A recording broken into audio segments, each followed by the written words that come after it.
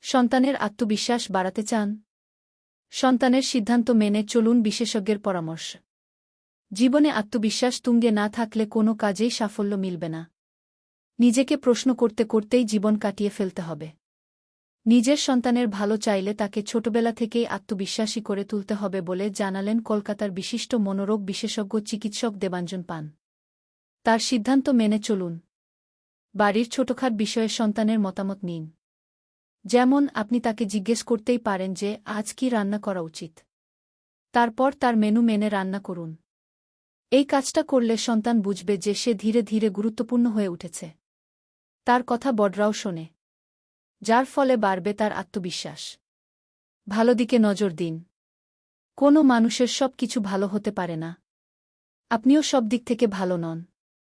তাই বাচ্চা যে অলরাউন্ডার হয়ে যাবে এই ভাবনা মাথায় আনার কোনো অর্থ নেই। তাই তার না পারা জায়গাগুলি নিয়ে বেশি বিচলিত হবেন না। বরং তাকে এই নিয়ে কথা শোনানোরও দরকার নেই। বরং সে যে বিষয়গুলিতে ভালো সেগুলিতে উৎসাহ দিন। সে যেন আরও বেশি করে সেই কাজগুলি করে এটা তাকে বলে যেতে হবে।